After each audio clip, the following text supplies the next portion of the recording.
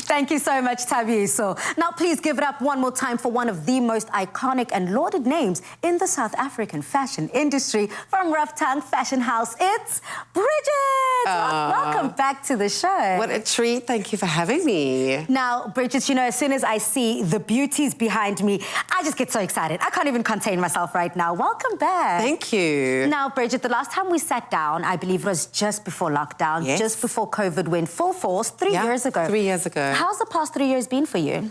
So we all survived COVID, and I think it's been quite an experience because quite a few people in the fashion world haven't survived. So we've watched people that we've worked with suddenly not be there. We've seen the struggle, but here I am, alive and kicking, and it's thanks to, I think, the upswing of what I have seen is that customers are actually supporting local. So it's not just a hashtag, support local, love local. If you're giving them the information about what it means, people are buying into it. I love that. So the customers must just keep on giving, and we will keep on providing. And you know, and so the big wheel turns, because we did the math post-COVID in my space with all the local brands, and we'll obviously talk about that later. But, you know, it was quite scary because we did the math that at least 200 lower-income workers would have lost their jobs, and these are your seamstresses, from the people who bead, from the makers to the assistants, and majority are single mothers. That is scary. So that is very scary. So if local keeps loving us, then we provide that platform and we can pay our staff and we can keep growing. But I believe one thing that has given yourself and Ruff Tung and the entire teams that staying power within the South African entertainment or the fashion industry is, number one, your inclusivity, diversity, and the celebration of all female forms and shapes. I mean, how has that continued to progress and develop? That's the word I'm looking for. How have you been able to develop that in the past 2 to 3 years? So, I mean, those curves have changed my world. So I have to say we have these spiritual moments where the psychology of women and shopping and how they feel about themselves. And, you know, curve is not plus size. I don't like that label. You can be a size 34 and have amazing curves. And I think we've really hit the sweet spot where I meet, and my team, we meet the woman on their level. So you can't be intimidating, because often those girls are coming in there with such a low mojo. That's another hashtag in our world. Low mojo. The mojo is low, and after COVID, I have never seen so many girls very depressed, feeling displaced, not feeling great about themselves, and I swooped on in.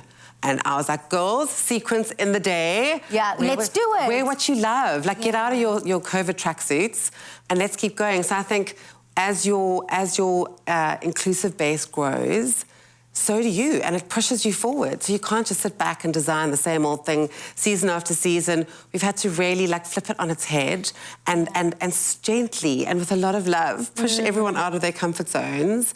And now we're creating sequence monsters. The girls who said, no, I can never, now they're going to Pick and Pay. I love that. I love that. No, I think it is so brilliant to be able to, number one, think out of the box, push your boundaries, say something that you would have said, never me. Instead, let me try that. Let me put that on. You've actually already touched on this next topic, which is the sustainability within the fashion industry. I mean, we're seeing a huge trend when it comes to slow fashion and people being able to, you know, reuse, upcycle, and just play.